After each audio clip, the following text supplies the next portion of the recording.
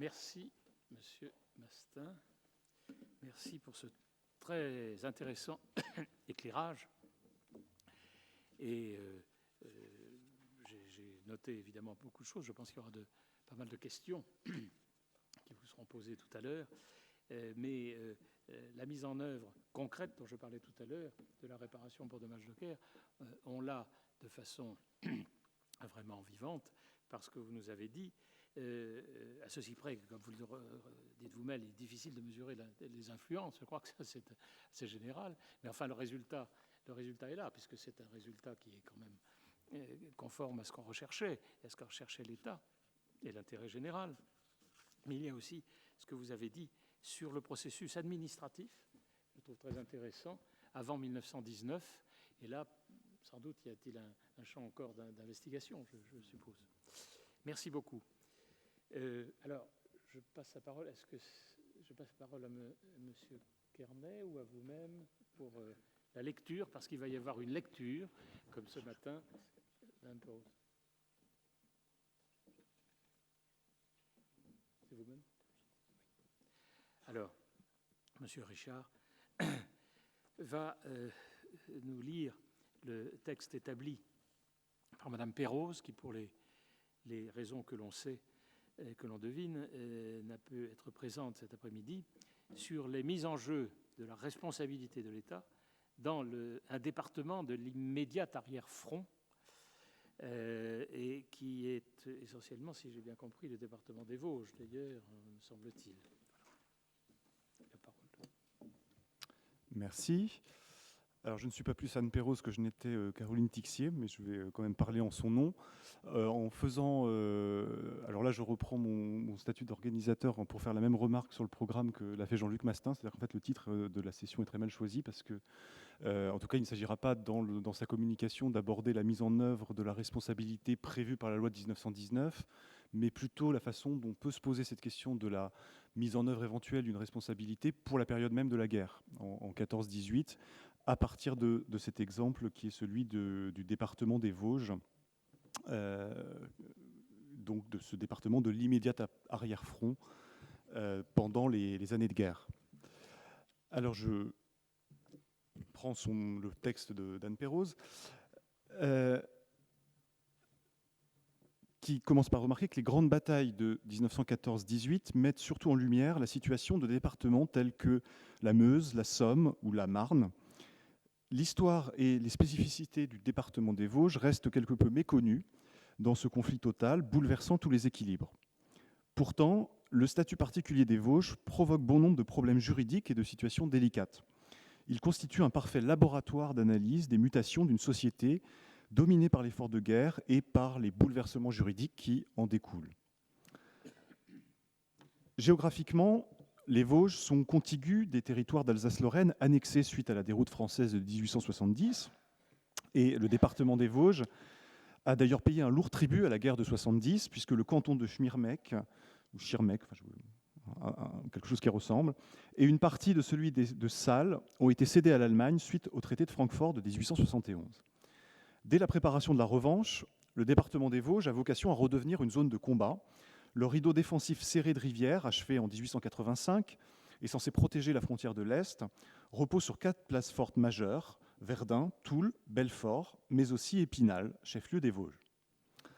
En 1913, Épinal constitue une place forte de première importance, s'étendant sur près de 45 km et comprenant plus de 13 000 militaires, soit un peu moins de la moitié de la population de la ville.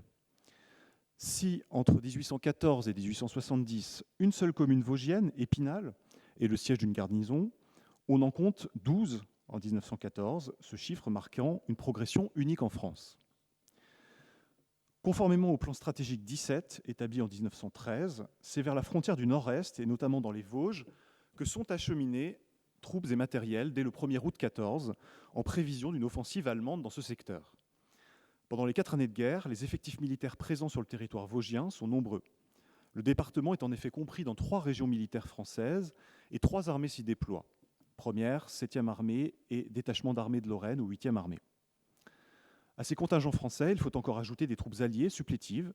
Celles-ci ne seront pas comprises dans l'objet de l'étude, même si leur engagement a été aussi source de problèmes juridiques Il faut ainsi mentionner la présence de la 5e division américaine en 1918 dans la région. Dès 1914, en tout cas, les communes vosgiennes se transforment en champs de manœuvre et en zones de cantonnement dans lesquelles la vie civile n'a plus guère de place. Le département tout entier devient un espace de guerre, traversé par le front cristallisé à la mi-septembre 1914, en suivant les communes de Celles-sur-Plaine, Senones, Ban-de-Sat, Frappel et Wissembar. La mise sur pied des forces nationales concorde avec le déclenchement d'un régime exorbitant du droit commun. Le 2 août 14, en effet, un décret place en état de siège l'ensemble du territoire français. Conformément à l'article 7 de la loi du 9 août 1849 sur l'état de siège, je cite la loi, « Tous les pouvoirs dont l'autorité civile, c'est-à-dire les préfets et les maires, étaient revêtus pour le maintien de l'ordre et de la police, sont transférés à l'autorité militaire. L'autorité civile continue néanmoins à exercer les pouvoirs dont l'autorité militaire ne l'a pas dessaisie. » Suivant ce même décret, du 2 août 14, le département des Vosges est entièrement compris dans la zone des armées correspondant à la zone des opérations de guerre. Le décret du 2 décembre 1913 sur le service en campagne précise les grandes lignes de la nouvelle répartition des pouvoirs et des compétences entre les autorités civiles et militaires. La zone des armées constitue un territoire à part, placé sous l'autorité du commandant en chef des armées.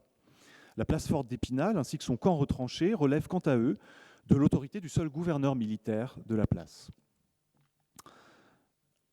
À l'entrée en guerre, un corpus juridique bien mince, dont font partie les quelques textes qui viennent d'être cités, règle les rapports entre civils et militaires au plus proche de la ligne de feu. Sur ce territoire, l'engagement de l'armée et la présence de l'État dépassent toutes les prévisions et se heurtent bien souvent à l'insuffisance des textes. Les notions de fait de guerre et d'état de nécessité nous retiendront plus particulièrement dans la suite. Pour le fait de guerre, tel qu'il est défini par la loi ancienne des 8 et 10 juillet 1791, la juridiction administrative dispense l'État d'indemnisation pour les atteintes à la propriété commises par les troupes devant le péril ennemi. Ce péril ennemi constitue alors une circonstance exceptionnelle, un état de nécessité qui déjoue temporairement les règles normales de fonctionnement de l'État pour privilégier l'intérêt supérieur de la défense nationale.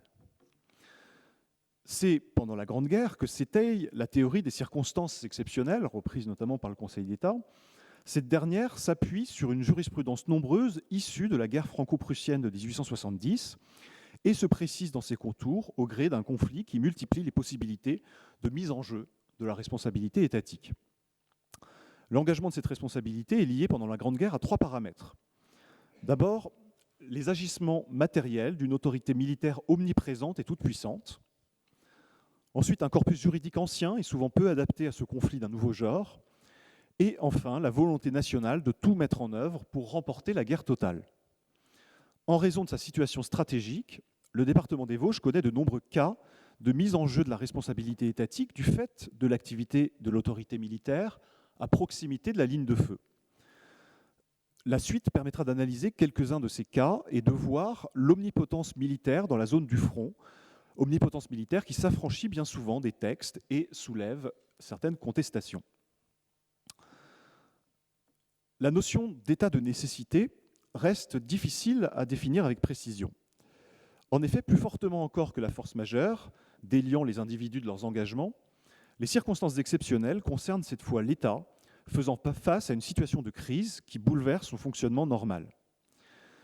Certains auteurs ont notamment tenté de mieux la cerner en l'enfermant dans des critères de définition tels que des circonstances urgentes et imprévues, ou une extrême urgence dans une situation exceptionnelle, ou encore un cas d'extrême nécessité. Il s'agirait donc d'une crise ponctuelle dont l'enjeu serait la sauvegarde de l'État. En 1914-18, l'élément fondateur de l'état de nécessité est la mise en œuvre d'un système juridique adéquat consistant dans l'état de siège. Mais d'emblée, les conditions de cet état de siège sont interprétées largement, laissant présager de la marge de manœuvre accordée à l'autorité militaire pendant le conflit.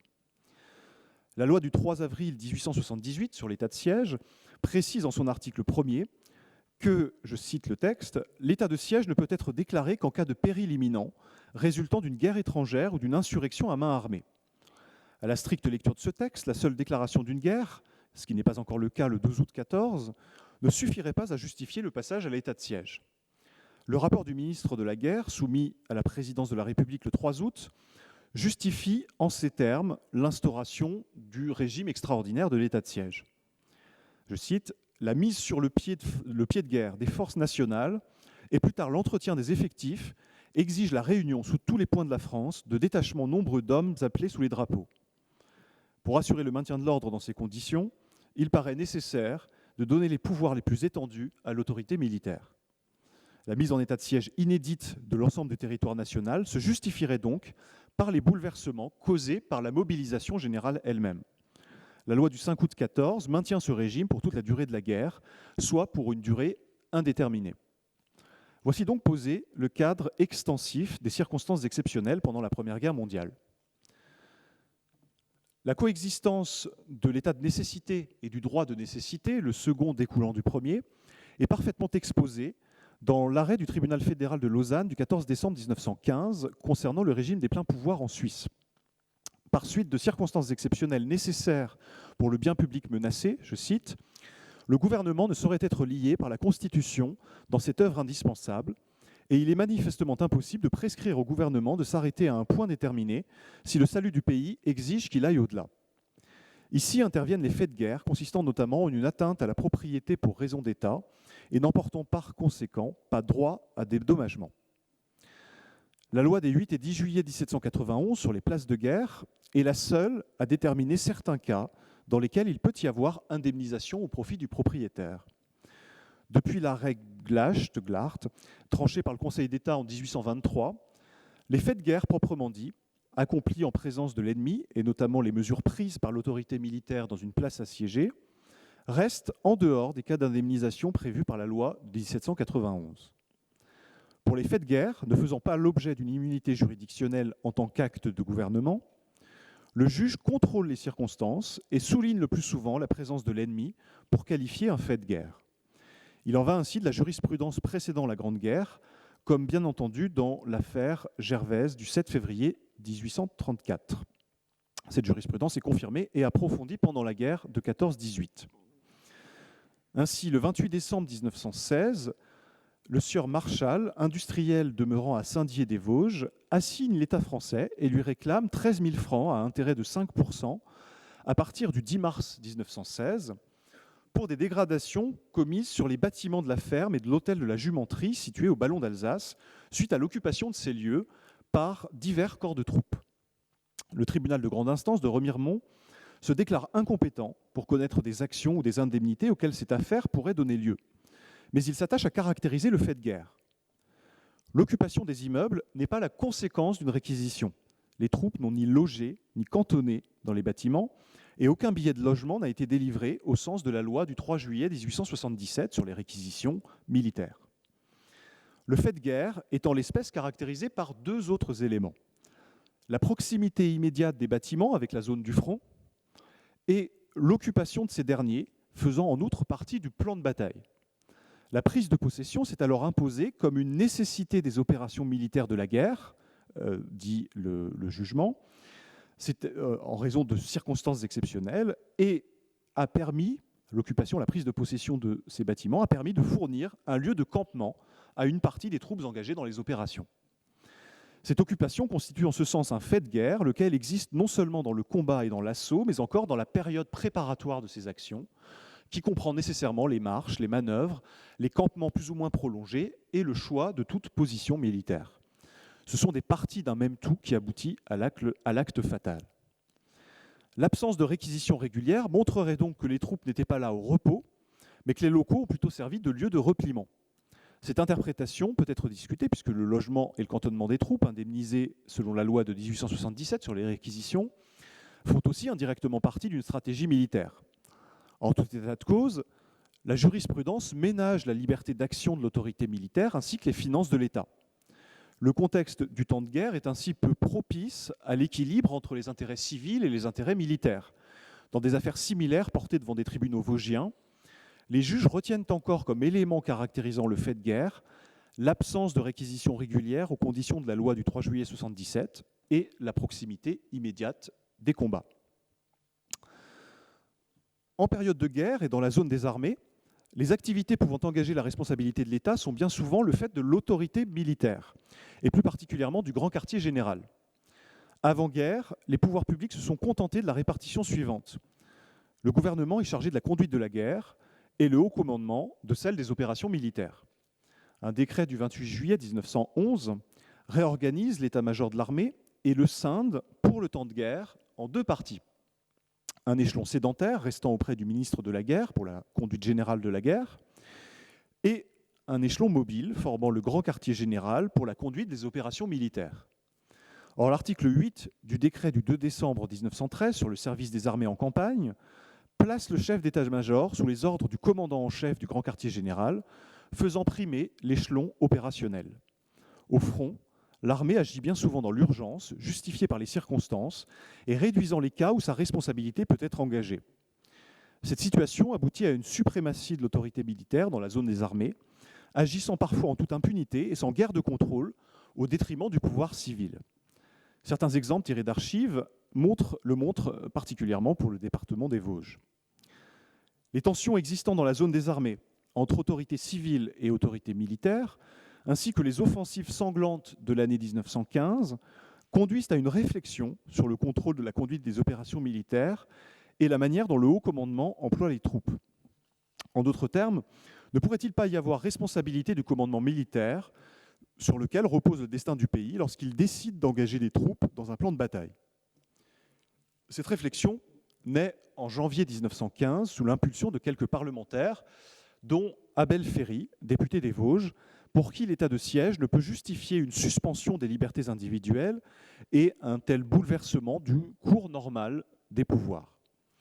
Les autorités militaires, bien évidemment, répugnent à tout contrôle parlementaire quant aux stratégies adoptées par l'armée et aux décisions de l'autorité militaire à proximité du front.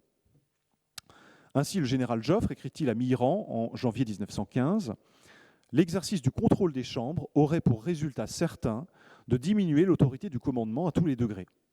Mon devoir est de maintenir cette autorité intacte. Je ne puis donc accepter la présence dans la zone des armées d'aucune commission ou délégation du Parlement. » Après l'offensive manquée du chemin des Dames, la circulaire 3583 du 21 octobre 1917, relative au contrôle parlementaire aux armées, fixe les compétences de la commission de l'armée et de la commission du budget. Mais ce contrôle, et a fortiori l'établissement d'une responsabilité pesant sur l'armée quant à la conduite des opérations, est illusoire. Les membres des commissions doivent en effet strictement s'abstenir d'intervenir dans la conception, la direction, la préparation ou l'exécution des opérations militaires. L'autorité militaire reste seul juge de l'étendue du contrôle pouvant être mené sur place et sur pièce. Dans la zone des combats, chaque décision militaire fait en quelque sorte partie d'une stratégie globale de guerre. Ainsi, on peut conclure qu'en 14-18, le corpus juridique encadrant l'action militaire dans la zone des armées est mince et peu adapté au bouleversement d'une guerre totale. L'impératif de défense nationale l'emportant, les cas où la responsabilité de l'autorité militaire est reconnue sont plutôt rares. La primauté va à l'engagement des troupes et le cours normal des institutions est mis entre parenthèses. En réalité, la marge de manœuvre extensive dont doit bénéficier le commandement pendant la guerre semble globalement intégrée par les institutions, y compris judiciaires, et la population. Elle est perçue comme une sorte de passage obligé pour assurer les conditions de la victoire. Le droit de nécessité et la jurisprudence des faits de guerre constituent ainsi des facettes de la mobilisation totale, mobilisation qui sera effective tout au long de la guerre et somme toute peu remise en question.